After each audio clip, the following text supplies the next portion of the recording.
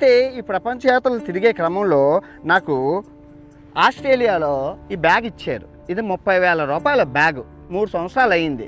ఆ బ్యాగ్లో ఓపెన్ చేస్తే బైబిల్ ఉంది, పరిశుద్ధ గ్రంథం. ఏ దేవుడైతేనే ఉంచుకున్నాను. ఇందులో తప్పే ఉంది.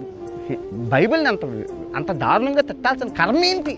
నీకేంటి? ఇప్పుడు మత్తాయి నువ్వేం సంసోన్ అంటే ఎవరో తెలుసా? అదే చిన్నప్పుడు పాటలు పాడుకోను. ఇప్పుడు నన్ను ఏం చేయమంటావు? నీ మతం నాకు అన్నం పెట్టలేదు. నీ మతం నువ్వు ఎదవన్నారు అదవా. నీ మతం నాకు అన్నం పెట్టలేదు. నీ మతం నన్ను మా తమ్ముడికి చదివించలేదు. ఈ మతం నన్ను చదివించింది. మిషనరీ స్కూల్లో నాతో పాటు ఒక 50,000 మంది, 1,00,000 మంది దాకా చదువుకున్నారు. వాళ్ళంతా హిందువులే. మిషనరీ స్కూల్ అంటే చదువు చెప్తారు.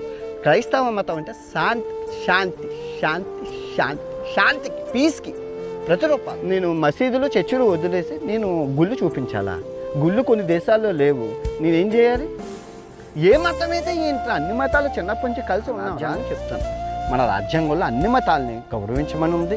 అన్ని మతాలతో సస్యశ్యామలంగా ఉండమని ఉంది. నీకు ఏ మతంలో నచ్చితే ఆ మతంలోకి వెళ్ళమని ఉంది. నువ్వు ఏ దేవుని నచ్చితే ఆ దేవుని, మన రాజ్యాంగం ఇచ్చిన మన హక్కు. మీరు క్రైస్తవ మతం అంటే శాంతి శాంతి శాంతి శాంతి శాంతికి, పీస్కి ప్రతిరూపాలు.